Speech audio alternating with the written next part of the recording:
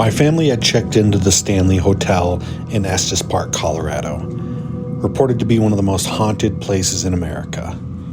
Tales of ghostly encounters have been told about the Stanley for decades, including it being the inspiration for Stephen King's The Shining. We toured the grounds of the hotel, from the concert hall to the underground tunnels, and we were told plenty of stories of the spirits that supposedly roam the hallways.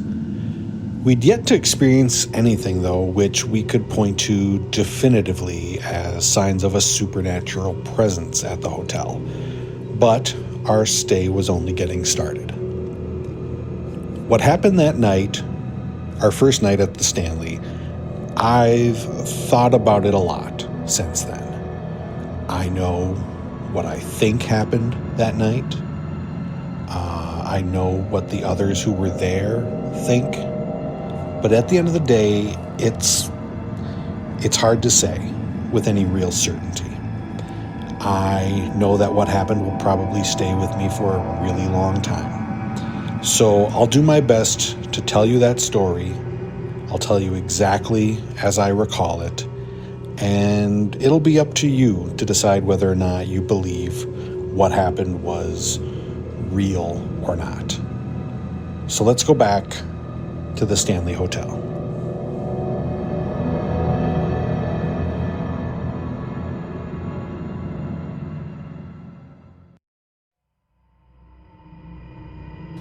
Back in room 208, we took out the case containing our equipment. We had brought with us a motion sensing camera, an EMF reader which measures the electromagnetic field around us, some motion sensors to place around the room, a REM pod which reacts to changes in the environment like temperature or the electromagnetic field, and a spirit box which is used to perform the Estes method, a technique which was actually invented at the Stanley Hotel back in 2016. It involves one person wearing a blindfold and noise-canceling headphones which are rapidly scanning through radio frequencies. It's said that as others in the room ask questions, spirits can use these frequencies to pluck out words to answer the questions. People claim that it works because if the person wearing the headphones can't hear the questions, any accurate answer that you receive must be coming from someone else. So we tried for quite a while to set up the motion camera, but for some unknown reason it refused to connect. So we decided to give up on that tool and bring the EMF reader around the rest of the hotel to see if we could get any sort of response.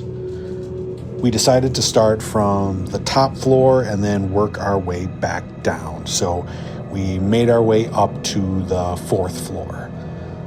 This floor was originally used just as storage before it was converted into rooms for the staff and their children to stay in. While not as infamous as some of the other areas of the Stanley, there are still plenty of reports of unusual activity here. Guests have reported hearing children running up and down the hallways and playing in the middle of the night. Doors opening and closing on their own, and items disappearing and reappearing later in a different place. It was quiet as we made our way through the hallways of the top floor. The daytime visitors had all gone home, the tours were over, and most guests seemed to have retired to their rooms for the night.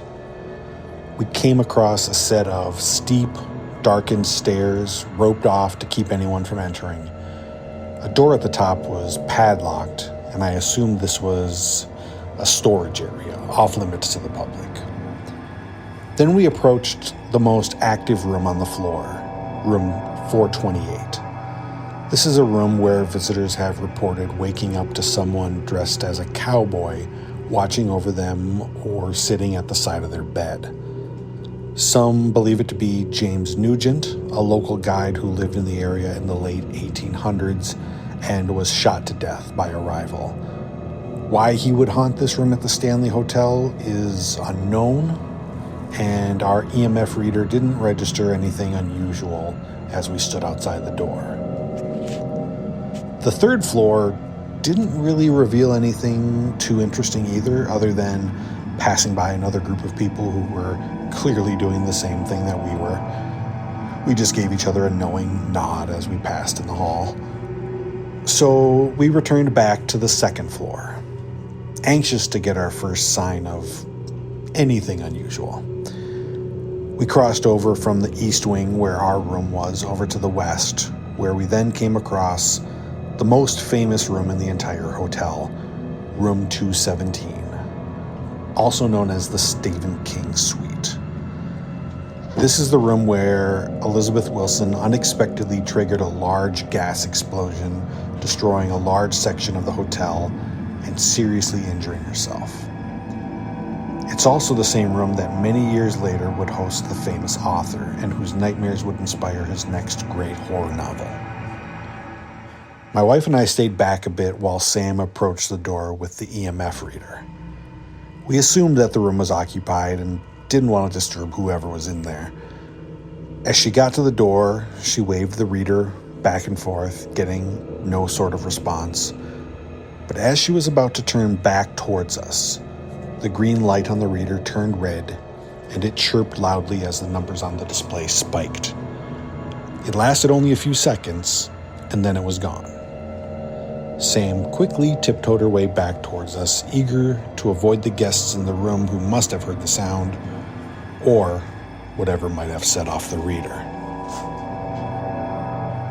Our last stop before heading back to the room was a place that many people believe to be the source of the paranormal activity in the hotel, the main staircase, a place that many simply refer to as the Vortex. There are plenty of theories about why this might be the center of activity at the Stanley, from a high concentration of limestone and quartz underneath the stairs that some people say helps to capture supernatural energy, to the large mirrors facing each other on the landing, which creates a portal for spirits to move back and forth between realms. Now, that all sounds a little bit like the plot of a Ghostbusters movie to me, but there have been plenty of spirits captured in photographs at this location, so something is clearly going on here.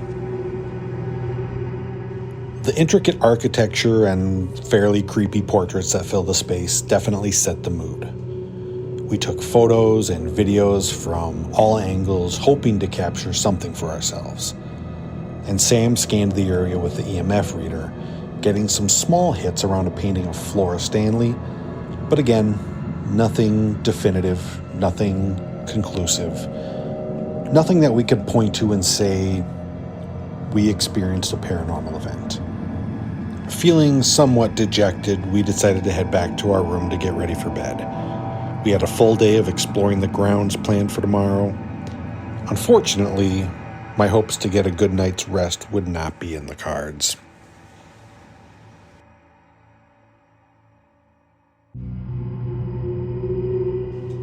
Back in our room, we closed the shades and changed into our pajamas. We all fell asleep pretty quickly, tired from a very full day.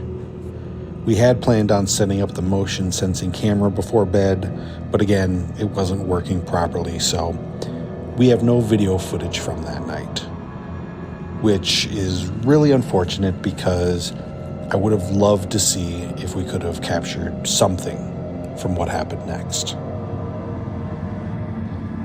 At about 4 a.m., something woke me up. It took me a few seconds to come out of my sleep and clear my head and realize what was happening. It felt to me like something was touching my foot, or rather, grabbing it, like a hand had grabbed me by the ankle. The room was pitch black, and everything was quiet, except for the snoring of my wife next to me, so I knew she was asleep. I tried to think of what else it could be. Maybe it was her foot brushing up against me. Maybe it was the sheets bunching up in some funny way. I tried to make sense of it and think of anything else that it could be besides someone or something reaching out and grabbing me from the end of the bed. While I was trying to figure that out, though, I felt something even more terrifying. I was laying on my right side, and I felt something touch my left shoulder, or maybe even grab it. It felt as if someone was lying behind me in bed, and they were pulling themselves up over the side of me. I've been scared plenty of times before in my life, but nothing at all like the fear I felt then. I didn't know what to do. I felt frozen. I couldn't move. I was too scared to open my eyes or to speak. I knew it wasn't my wife, but there was something very real in bed with me. And then, whatever it was that was with me whispered to me. I couldn't make out any words, but it was something like a quiet whisper or a long exhale right in my ear. My wife told me later that the scream that I let out at that moment was one of the most horrifying sounds that she's ever heard. I jumped up, screaming, "Go away," as my heart raced nearly out of my chest. Looking around, all I saw were Christina and Sam staring at me with a mix of confusion and horror. Was I dreaming? If so, it felt incredibly real.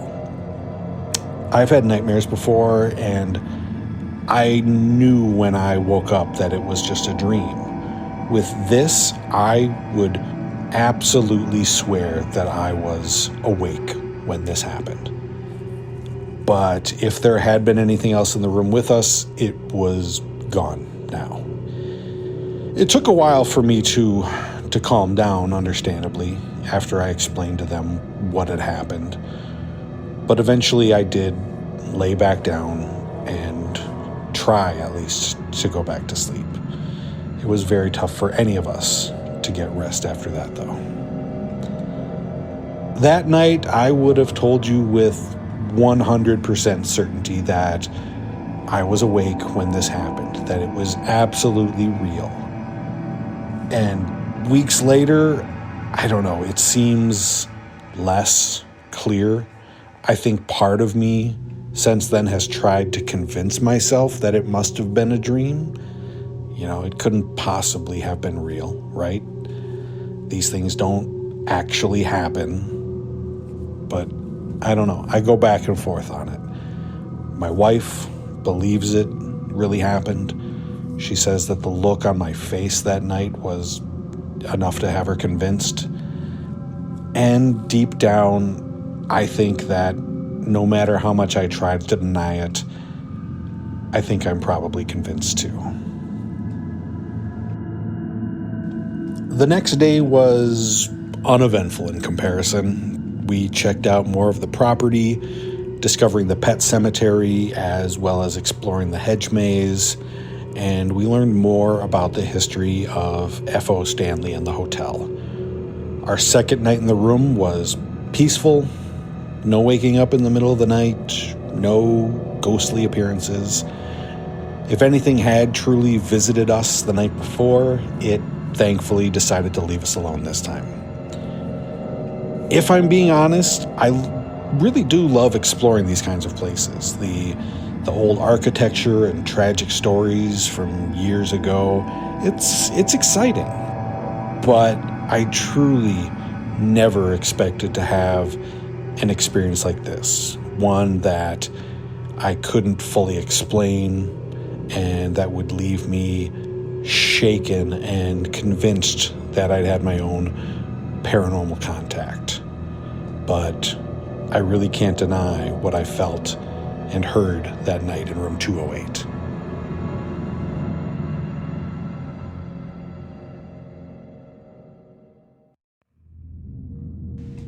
Thank you for listening to this special month of Halloween episodes. I hope you've all enjoyed listening as much as I did making them. If you did, please share with your friends and let me know if you've had any paranormal experiences yourself, or if you have any suggestions for a haunted location that you think I should visit next year. I'd really like to make this an ongoing tradition. So until next time, have a great week and happy Halloween.